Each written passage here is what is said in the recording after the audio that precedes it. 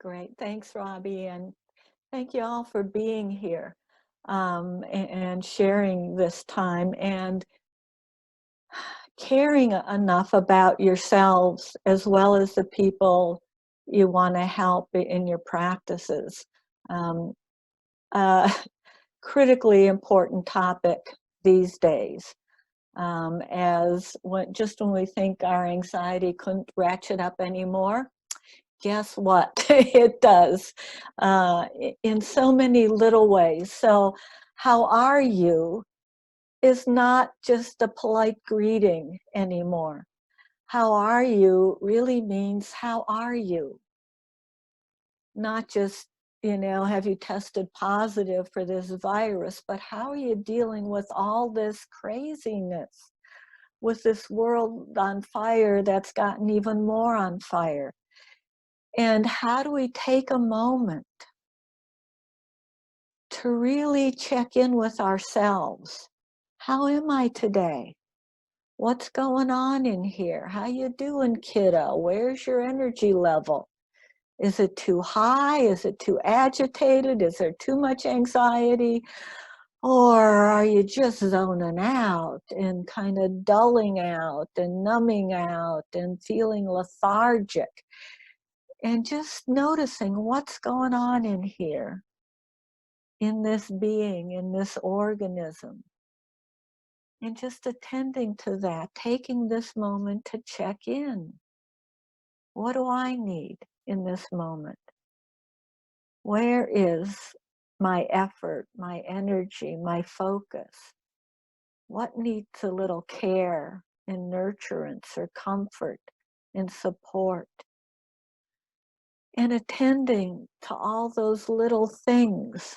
It's like we watch the news every day, and whether you watch your governor or Governor Cuomo or other people presenting on what's the status of things. And the question is, that was asked today in the news, how did we miss this? How did we not see this coming? So when we check in with ourselves, it's paying attention to the little things to see what's building up that I can take care of before it becomes an epidemic or a pandemic or an avalanche or however you want to see that. So breathe, check it out, and just be aware and mindful of what's going on with you in this moment. And let it settle just a little bit.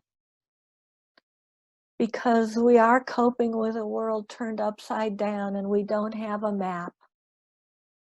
Might as well throw all our maps out the window. They don't necessarily apply, or they certainly need to be modified to deal with the world as it currently is, the world that is a reality we never expected it to be in our lifetime.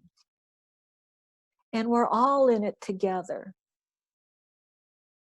Us, our clients, the people we work with, the people in our community, none of us has a roadmap. We're building it as we go. We're like Lewis and Clark, traveling across our country. We're making the roadmap as we go, and we're all doing it together. We all may have little bits and pieces. So we really need to pay attention to each other and all the pieces of information that we can, and collaborate in figuring it out together. And self-care is no longer an option. It is an absolute necessity. It's not something we can do when we get around to it, when we think about it, when we have the time, when we're not so busy. All those things I've told myself so many, many times. And no, I have to be firmer with myself. No, you don't have that luxury of putting it off anymore. And what occurred to me as I was moving into this reality of virus and not seeing people face to face and all the other things we're dealing with is I need to be as disciplined as when I was studying for my comprehensive exams at the end of graduate school. And that was some time ago. And I knew that that was going to be a year of intense study where I didn't have the option of putting it off, of doing my normal procrastination, and that I had to be disciplined. And I learned from students who went before, how did you get through this? What did you do? And the advice I got was I had to be disciplined and I had to really have balance and take care of myself. And that was one of the best years of my life, even facing that daunting task, because I exercised and I ate right and I made sure I was getting enough sleep and I meditated and I studied and I worked. And it was wonderful. So that's what I'm doing now. That's what I moved into after a week of numbing out and feeling lethargic and just wanting to sleep and thinking, I don't like this so much. So I needed to take better care of myself and remember what I've told client after client after client throughout my 35 plus years of work. Um, Self-care first. Selfish isn't a dirty word. And, the tried and true metaphor of we've got to put our oxygen mask on first. If I can breathe, then maybe I can help others breathe as well. And, it's not about feeling guilty. That neurotic kind of guilt isn't helpful. And I know it very well. So put it on the shelf for a later date and do the self-care first.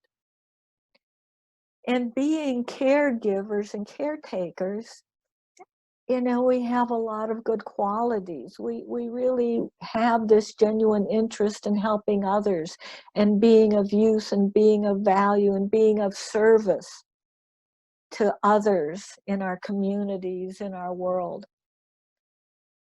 And realizing that everyone, almost everyone wants a good life, wants to improve themselves, wants things to be better.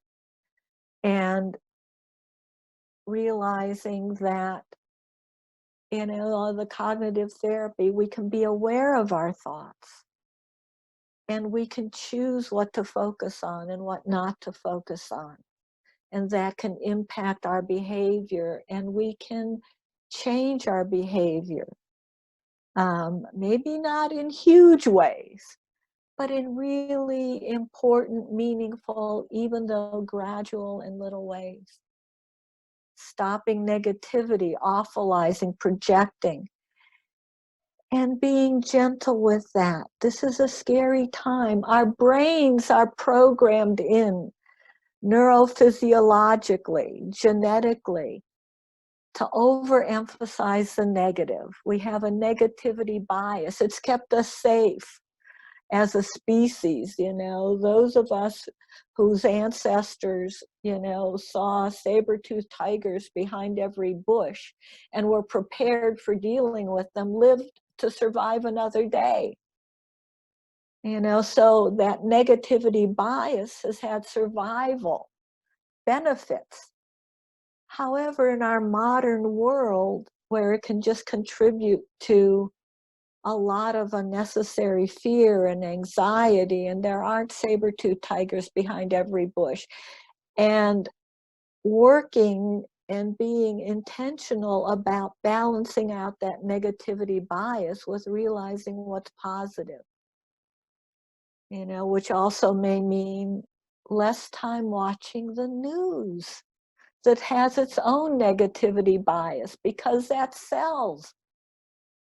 The positive news isn't necessarily as marketable, and we have to look more scrupulously to find those silver linings, not to be Pollyanna-ish, but even to have a reality orientation that isn't overly pessimistic. And we have to watch out for all the dual relationship issues, and empathy fatigue. Empathy, that capacity to feel somebody else's pain and be in it with them. But feeling somebody else's pain lights up all our stress, neurophysiological symptoms that respond to pain because we're feeling it in that moment with our family members, with our colleagues, with our communities, and goodness knows there's enough, pain and struggle and suffering to go around these days. But if all I feel is empathy without sending some kindness and some relief to that empathy, I am going to burn out. Um, and we'll talk about ways of coping with that. So we have all these things to deal with as caregivers. And our own lovely tendencies to focus on taking care of others and overdoing for others, and under recognizing our own moments of suffering, of stress, of struggle, and underdo for ourselves. So I love this quote: you can't pour from an empty cup. If there's nothing there, if I haven't replenished myself, I have nothing to give. So unselfishly, I have to make time for me, for replenishing, refilling myself and my cup, and take care of me first. And I think this is a lovely quote. I am the spirit's janitor. All I do is wipe the windows a little so that you can see out for yourself. I can't make anybody else do anything, but I may help people see more clearly. Clean those windows, help people be more aware and look more clearly and gain a little wisdom through that clearer seeing. So one of the primary researchers and developers, and this was back in 1995, not because I haven't tried to update things, but when you look for things like burnout and empathy fatigue, this comes up again and again, even currently.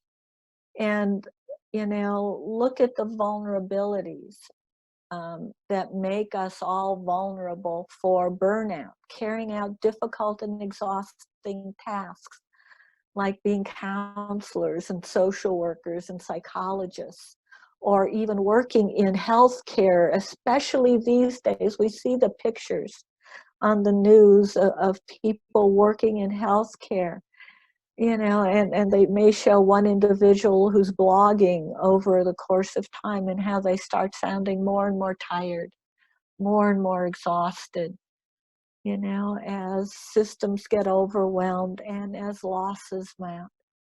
Exposure to unusual demands, that's our world today. We're all being exposed to unusual demands to meet our own as well as others' needs.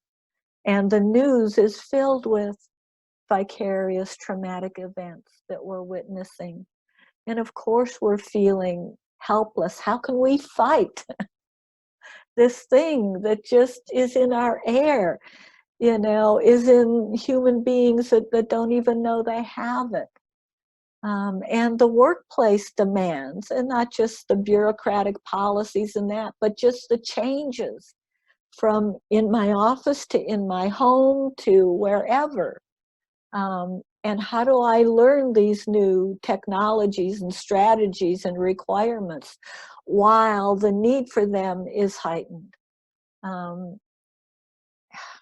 We hate to talk about it, but moral and ethical dilemmas. How do we help those people who don't have access to technology, who may be the most vulnerable? And how will some people, maybe us, be part of it?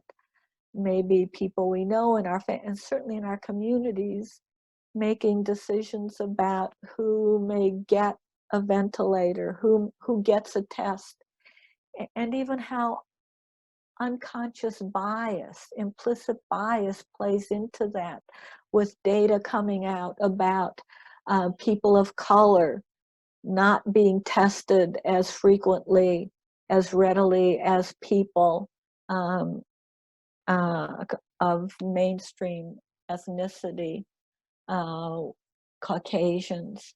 Um, and I'm sure the caregivers, the healthcare providers, aren't making that decision consciously. But it really hits us in the face that these decisions are being made with that unconscious bias that's been part of, racist institutions in our country. And so we have to deal with that layer of reality. And feeling out of control, not having the things I need to protect myself, my family. So what do? We go out and buy toilet paper to feel a sense of control. If I can't do anything else, I can have toilet paper. But it's funny, but it's a very deep and important need. And certainly the isolation and the lack of human contact with our loved ones, with coworkers, with clients, and the feelings of isolation, especially for very vulnerable people who may be older adults living by themselves, single parents, um, and all sorts of other individuals, and all the personal stressors we're dealing with. So that takes us to our first survey. So there we go. Just a quick check off. So which of these stress factors has increased for you in the past month? And check any and all that may apply, and we'll see what that looks like for all of us on this webinar. Yes, good job, guys. We got everybody voting as we speak. We're up nearing 40% now. So Good job. And as you're answering, I did get a chat question real quickly, guys. Okay. This will be recorded and saved on the website. So someone had asked Dr. Rugle about one of the slides that you had presented, one of the quotes. So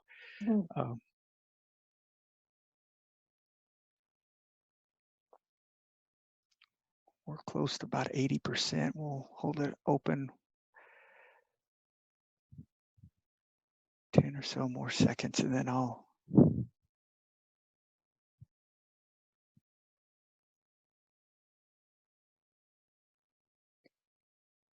And I just want to mention this, there may be, some of you out there may have lost a loved one or someone close to you or a colleague as a result of this virus. So you may be disconnected from somebody who's hospitalized for this virus or for other reasons. I've talked to so many folks saying my loved one was in the hospital when this hit, or in physical rehab, so the heartbreaking stories that are part of our lives now. So what are the results, Robbie? Demands to meet others' needs, 53%. Exposure to trauma or vicarious trauma, 31%. Isolation, which I would imagine would be pretty high, is at 56%. Personal stressors, which is a pretty big umbrella, right? Yeah. At 68%. Increased sense of lack of control, 56%. And workplace demands or risk is at 57%. Wow. Wow. Yeah. I mean, yeah. We are under the gun and we're showing up.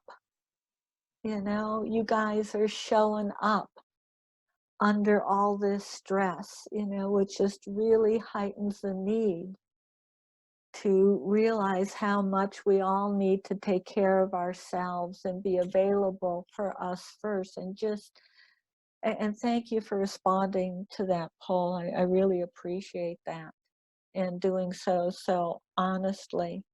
Um, and I hope you realize, and we'll talk about this, that you're not alone. You know, we are all under the gun. We are all going through this. We are all doing as well as we can in this moment. And it's important to just realize, when we kind of do that check-in that I started out with, am I getting a little cranky today, this morning? You know, and one day last week, I was going to do my virtual yoga session. I had really been looking forward to it. And then I had another virtual meditation session that morning, and I was just so needing that. And I went to get online, and I got kicked off, you know, as my yoga session was just starting. And, you know, and then I couldn't get back on. And you know, I went to my partner, "What are you doing? You know, you're screwing up my internet." And I was pissed. I was really cranky. And he said, "Okay, let's try this, let's try that." And, you know, trying all this stuff, and it wasn't working, and my irritability was mounting. And then I realized, whoa, nobody's fault, you know? And I realized how cranky I was getting. And oh, I didn't like that. It wasn't being helpful. And, you know, I realized first, okay, what do I need here? Well, first I need to forgive myself for being so cranky, you know, and then we can go on with things. But, and the anxiety, and noticing, what does anxiety feel like for me? Or sadness or depression, noticing what are the warning signs?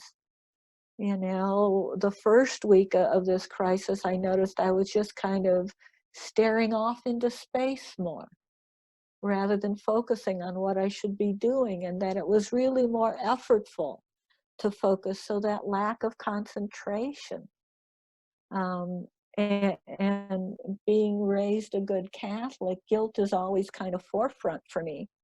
And we can feel guilty about being okay, about having a safe place to be when the people we work with may not have that, of being healthy. You know, when you think about it, okay, that makes no sense, but I still feel it. Well, the antidote for that is gratitude. I can appreciate that I'm okay, that I have hot water, that I have food in my house, you know, that I have heat and warmth and protection from the rain, and be really, really grateful and really appreciate those things that I do have because of my privilege in this society, and sustain myself as I can reach out and help those who have less. Guilt just takes away my energy, not helpful. Helplessness, apathy, that numbing out, or thinking I can fix everything, that I'm the only one, you know, who can do that. And that's not only the path to burnout, but certainly a sign everybody else isn't working hard enough. That's always one of my warning signs that I'm not doing well. And if I'm not having any fun and joy, and we'll talk about play and how important that is. Aggressiveness, not caring, just, it's too much. I can't care about the world anymore.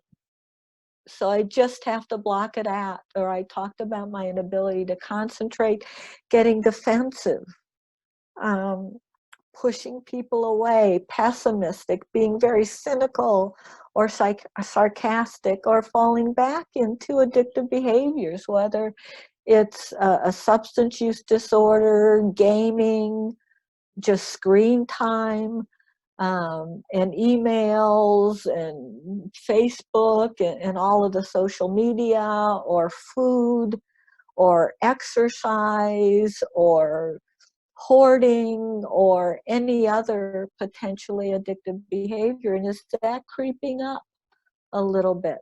Um, Exhaustion, wanting to sleep all the time or not being able to sleep. One of my friends in another online meditation group. We were supposed to meet in a small group, and she said, I just can't do it. I can't sleep. I haven't been sleeping, and even with the practices of self-care, this was just so stressful for her. And she recognized that and said, no, I need to sleep today. I can't meet. And how not taking care of ourselves and feeling burned out can affect our immune symptoms and all the physical complaints and just aches and pains and the headaches and the neck aches and the back aches that are likely to be a physical manifestation of the stress we're under. Spiritual burnout, the shattered assumptions. How could this happen? Why me? If I, become positive and catch this virus, I was taking good care of myself. And judging myself and blaming myself, and that tearing my worldview apart, or seeing the world as good guys and bad guys, victims or perpetrators. And nobody's a bad guy or a good guy in this. We're all just vulnerable human beings. And maybe a crisis of faith or cynicism or feeling, well, what has all this meant? And just noticing that without judging ourselves, just noticing and being aware of these things that may be bubbling up so I can hold them gently and tenderly, not trying to push them out of my awareness and saying, oh, no, I can't be doing that. I can't be feeling that. No, embracing it with compassion, so I can care for that part of me who's having that crisis of faith. How can I listen and be comforting to that part that's challenged with holding on to beliefs that have been sustaining throughout my life? And maybe I need to quit a job if it's too stressful. That's the behavioral work-related responses. I got to get out of here, without realizing maybe I can take care of myself better. My work performance, I don't want to call that client and see why they didn't show up for that online session.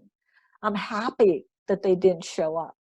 I'm calling in sick, or I'm starting late, or I just don't feel the enthusiasm that I did, or I have difficulty writing my chart notes, or I'm procrastinating on work tasks, and all those warning signs, not meaning I'm a bad worker, but looking at that as a red flag, or, a slightly red flag that, hey, I need to take care of myself, not by getting sick or avoiding or procrastinating, but by doing something fun, getting some exercise, doing whatever I need to do, and getting back to basics. You may be familiar with Maslow's hierarchy, and certainly when I learned about this as, a young graduate student, of course I was already at self-actualization at that time. And certainly the more I've learned, the more I've regressed on this pyramid, I think. But right now, we are all slammed down to the bottom. We're worried about my breathing, my health, my security, and our clients. Even if we've been working with clients at, fairly high levels of understanding their gambling behavior and how it's connected, or their addictions, or, and they've been really chugging along. We may be back to basics with them. How are you sleeping? Are you eating enough? Too much? Are you bathing regularly? It's tempting being at home to wear the same sweats for a week. And if I don't have to do face-to-face online meetings, I don't even pay attention to whether I brushed my hair. you know, but do I need to do those self-care things? Do I make sure, I'm showering and changing my clothing and really back to basics? in this really unusual, stressful, crazy time. So give yourself permission to go back to basics and realize that that's where we're all at right now. And self-actualization is waiting for us. You know, we can pick it back up. And our daily routines, you know, are upside down. They are non-existent. You know, if I was going into my office every day, I got up at a certain time, I had my routine, I jumped in the shower right out of bed, and then maybe I had my breakfast, and then I brushed my teeth and, you know, got dressed and, you know, headed out the door. Now I don't have to be there necessarily at any time. So when I get out of bed, it is much more my preference. So do I get out of bed at the same time?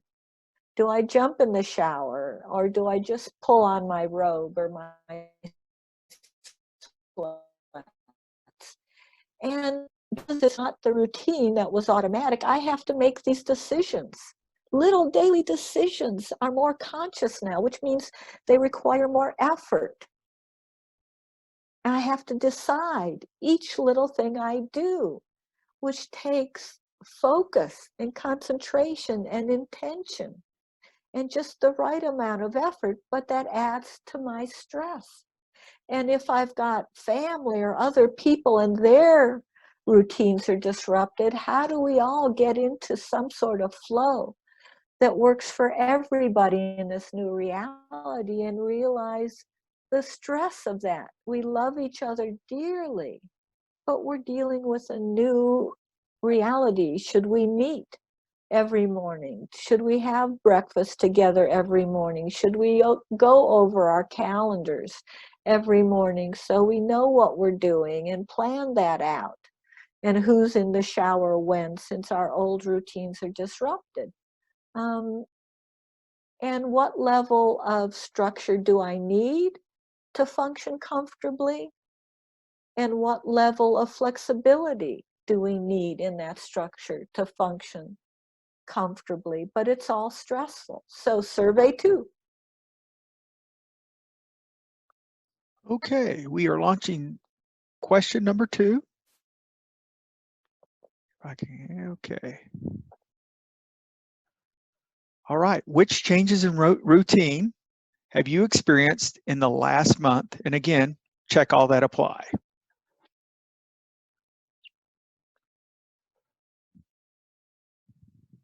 You know, and as you begin checking, realizing each thing you check off is a change.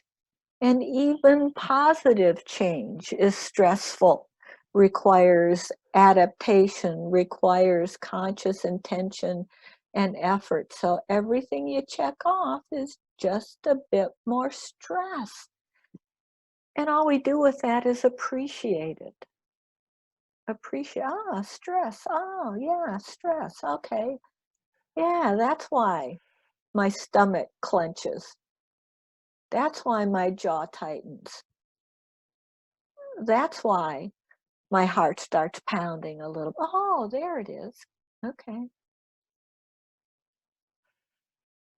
We're approaching 85% of folks, so we'll give it about 10, 15 more seconds. So what a great section that was, Dr. Rugle.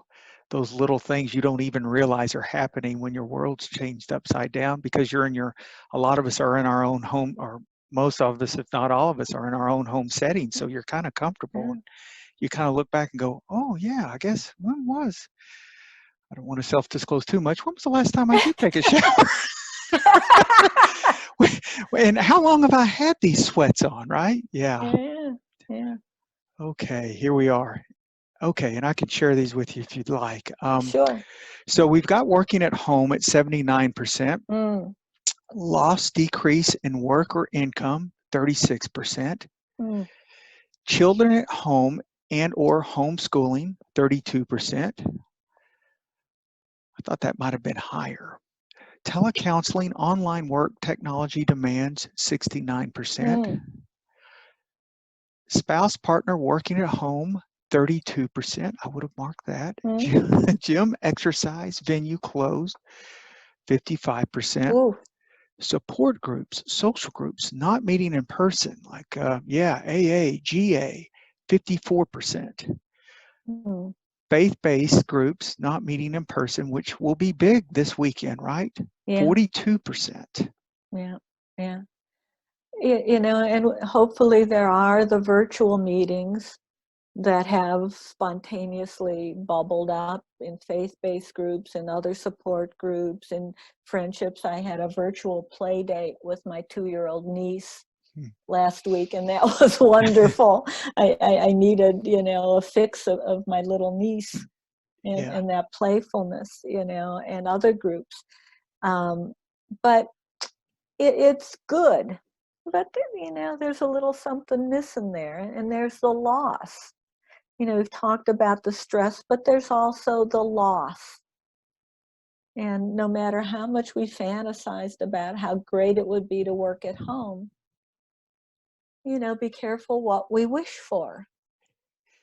You know, And I'm sorry, Dr. Ru, if I may say, and I'll turn it back. You don't know what you have until it's gone. I've noticed that as well. You know. Yeah. And, you know, there are benefits, but there's also the downside, and I can be grateful for the benefits, and I can appreciate the stressors. You know, even if it's just, I need to discipline myself more. And that takes effort. I don't have the externals around me.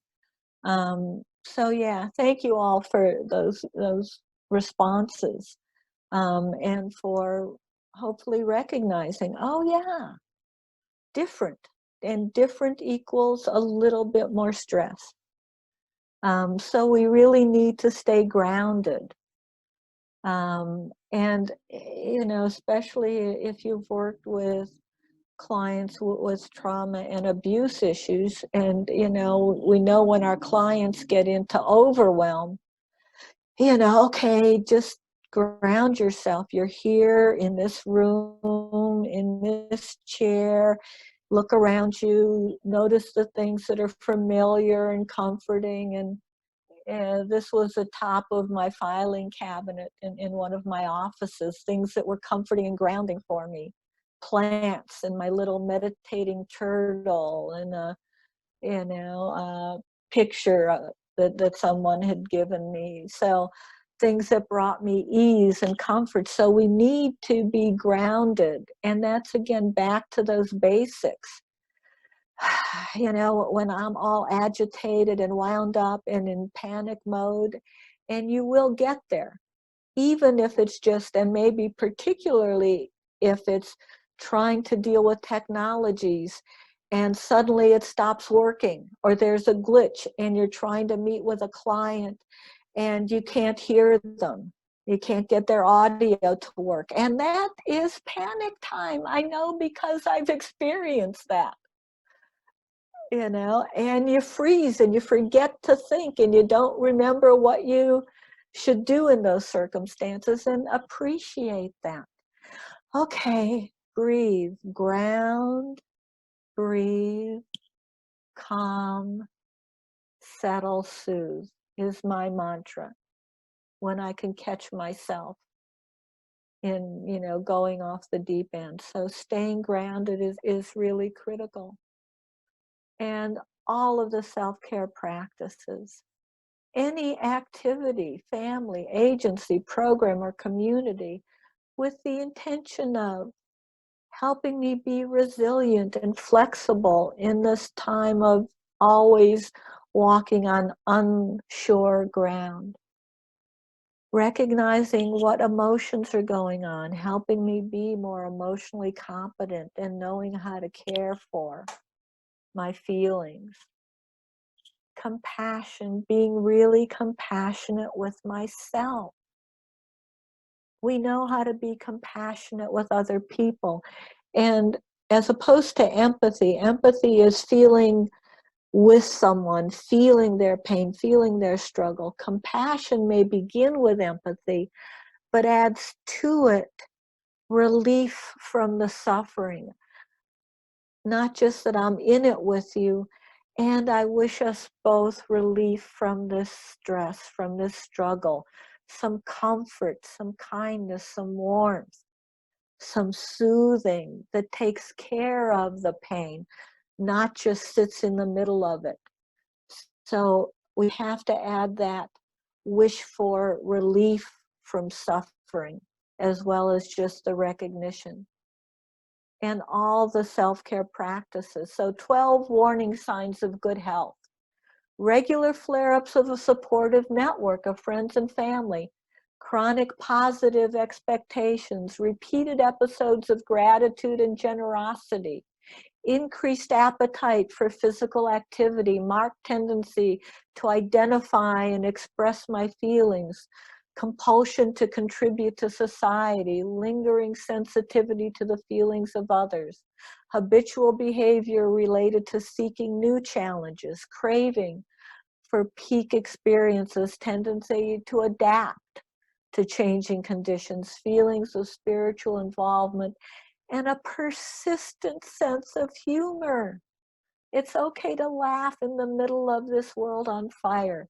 In fact, it's probably imperative to do so on a regular basis. So hopefully you see not just warning signs of stress, but warning signs of good health and good coping arising as well.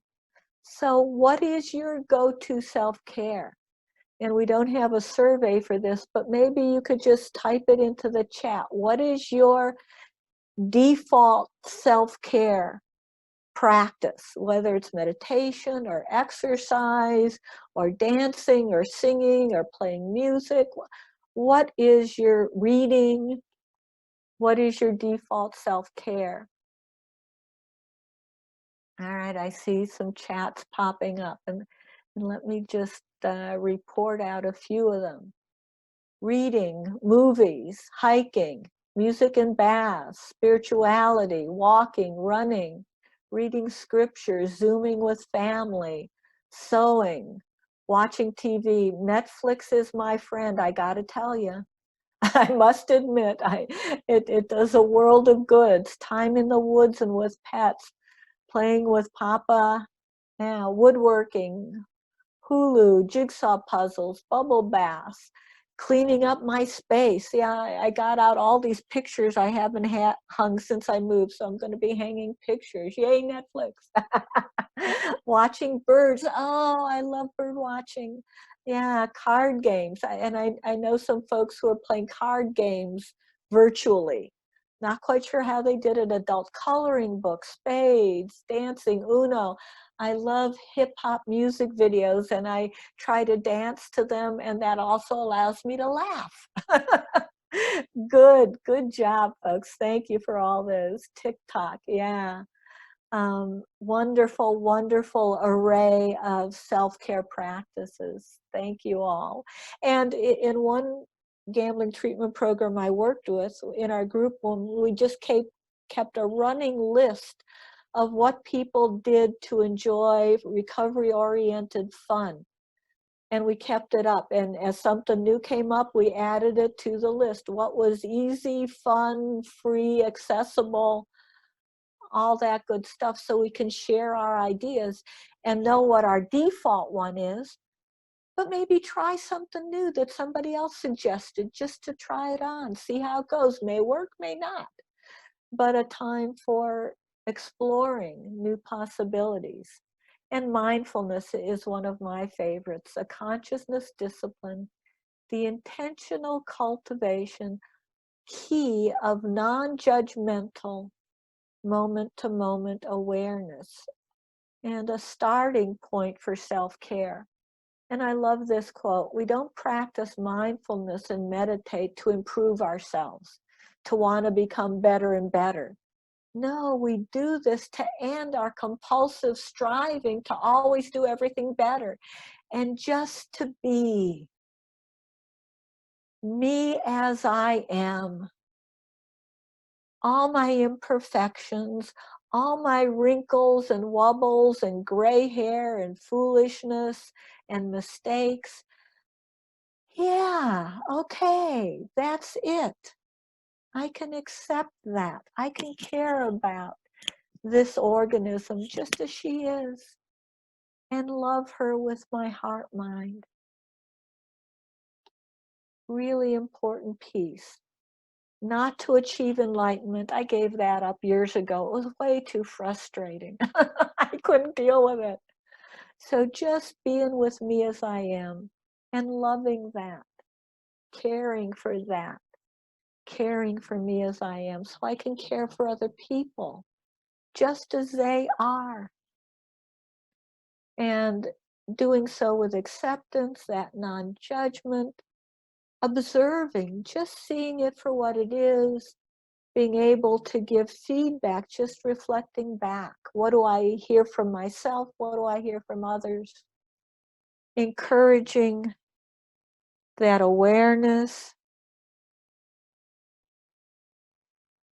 and relaxed alertness. Not that I have to relax, not that I have to be any particular way, but I can observe what's going on from a place of calm awareness, calm alertness, with understanding and with compassion.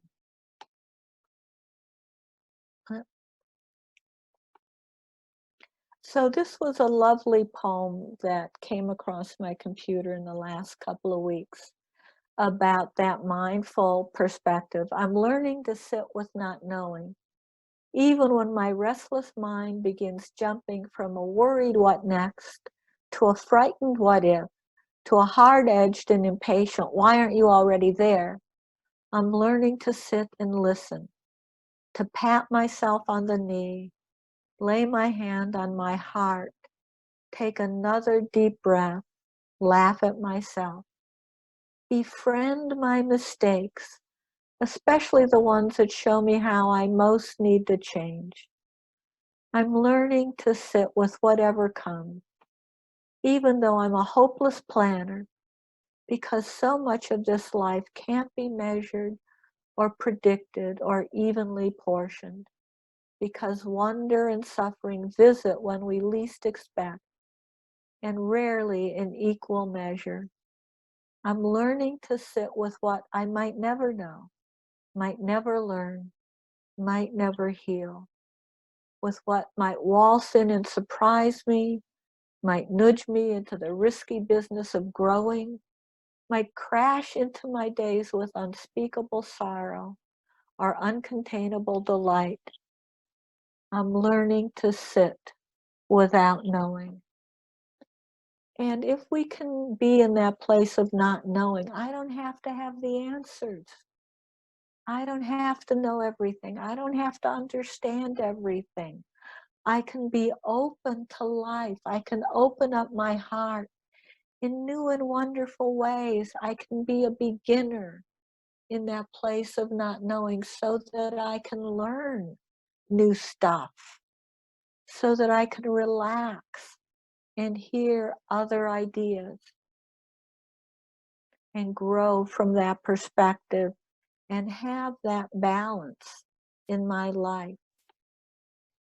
And play, get out your bubble stuff and blow bubbles and walk in silly ways and find the jokes online about coronavirus and see the wonderful, funny music videos and glorious music videos and play with yourself, with others, and make sure you have that play break every day. And one more survey as we're running out of time. Okay, we will get to question number 3 and I'll launch now. So What brings you delight? I'm sorry, go ahead, Dr. Go ahead. Yeah, what brings you delight? Just as Dr. Rugle's been speaking, is it being outdoors, playing with children and grandchildren, engaging in hobbies? And here the results come. And as you think about what brings you delight, think about how often you do this. How often, and when was the last time you did this? And how are you flexibly doing this in this changing reality and changing routine? And if it's alone time and you're living by yourself, it's like, woohoo, yay, I want to do for this. And if it's alone time and you're living with multiple people, How do you arrange that alone time? I know in some jobs I've had, I would run into the bathroom to get alone time. So nobody would bug me or ask me a question or give me a problem to fix. We're right at 85%. So I'm going to go ahead and close it. But the results are we had 78% saying being outdoors, 53% playing with children and grandchildren, 74% engaging in hobbies, 84% listening to music. That's a big one of mine. 63% watching comedies on TV, 49% dancing. Let's see here, being with friends is 66%. We can do that virtually right now anyways. Being with family, 75%. Reading, 55%. And 64% alone time. Yeah, that's either a blessing or a real challenge these days. Thank you for your responses. So just a few comments on self-compassion. Again, not being selfish, befriending myself, treating myself with the care and love and concern and interest that I would treat my best friend with. So the three pieces are just what we've been talking about, mindfulness. Notice even the small little bits of suffering, of stress. Lean toward the pain in a non-judgmental way with kindness and warmth, bringing curiosity. Ah, there it is. That's what it feels like. The opposite of avoidance or over-identification with that suffering. With a feather's touch, noticing it lightly. And we mentioned I'm not alone, realizing there's a common humanity. We are all suffering. We're all imperfect. We all screw up. We all make mistakes. It's universal. It's the opposite of isolation. So even if I'm not physically with you, I know this experience. We share this experience, not a way of minimizing or not like when my mom used to say, eat your green beans, there are children starving in China, to discount my experience, but to know it's being shared and that I'm not alone and there's nothing wrong with me for feeling or having this experience. And then self-kindness out of that. How would I treat a friend who's having this feeling, this experience?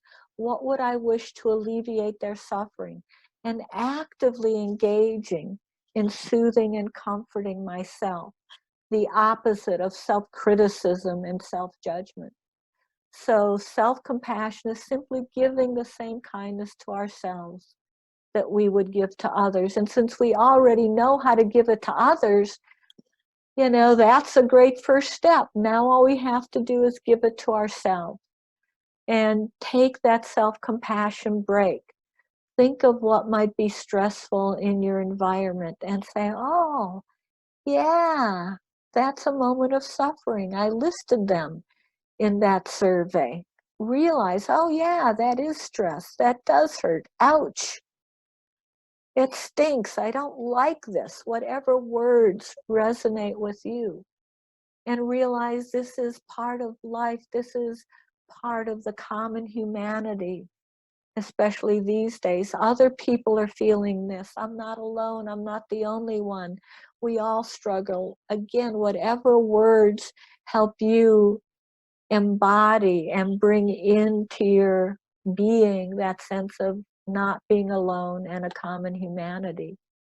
And then what do I need in this moment? What do I need to hear and feel? One of mine is I just imagine an inner cup of tea, from the tea with the little bear in his nightcap and slippers drinking his herbal tea, feeling the comfort of that warmth oozing down in my being. You know, so do I need a hug? Put my hand on my heart and feel the warmth. Feel, oh, I need this. I need comfort. And we can do this any place. just putting that hand on the heart. Yes, dear, okay, we got this. We'll get through. Yeah, it hurts. Yeah, some warmth, some tenderness. Holding myself like I would an infant who's crying, or an animal with a hurt paw, whatever images resonate for you. And as a final thought, I love this quote from Jimmy Valvano. To me, there are 3 things everyone should do every day. Number 1 is laugh. Number 2 is think. Spend some time in thought and concentration and focused attention. Number 3, you should have your emotions move you to tears. If you laugh, think, and cry, that's a heck of a day. And savor what made me happy today. Let me make sure I'm paying attention to that and recognizing the little joys in my day so I don't neglect those. And where did I experience comfort and balance today, and appreciating how I created that for myself. And who or what inspired me today, made me feel like I could go out there and do it again for another day. And if I've savored my day in that way, then that's been a heck of a day. So thank you. Anybody can slay a dragon, he told me, but try waking up every morning and loving the world all over again. That's like what makes all of you real heroes. Thank you for your work, and thank you for being here. And thank you, Dr. Rugle, for what a great presentation. I don't know about you folks on the other line out there in virtual world, but it was very settling and self-centering to hear all that. So we appreciate it. And we're getting a lot of thank yous as we call in. And we went a little bit over. And if you have to leave us now, I wish you a great weekend. And perhaps we can practice on what Dr. Rugle has graciously shared with us today, right? If you've got just a couple of minutes, Dr. Rugle, I've got someone raising their hand. Sure. Joyce, I've seen that you've been raising your hand here, so let me try to get to you here.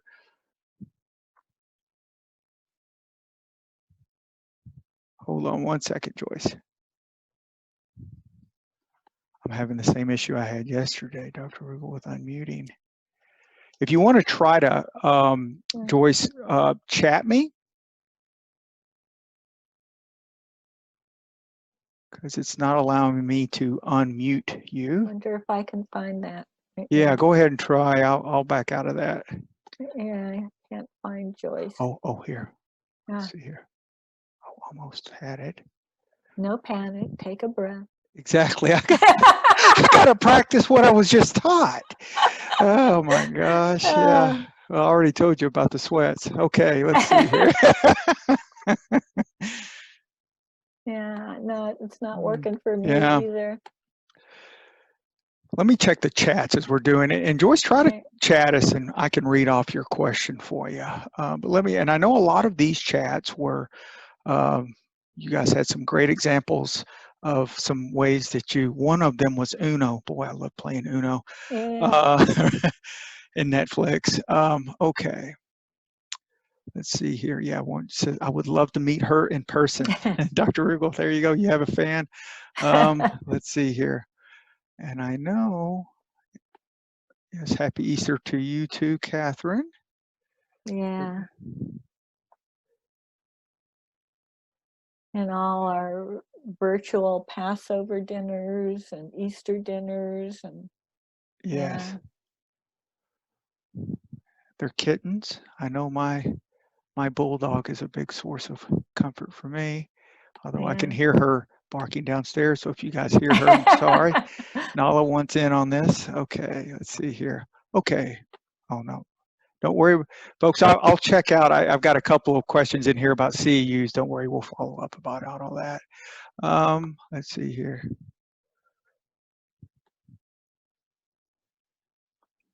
Oh, Jody just made a comment. She said she was surprised that sleep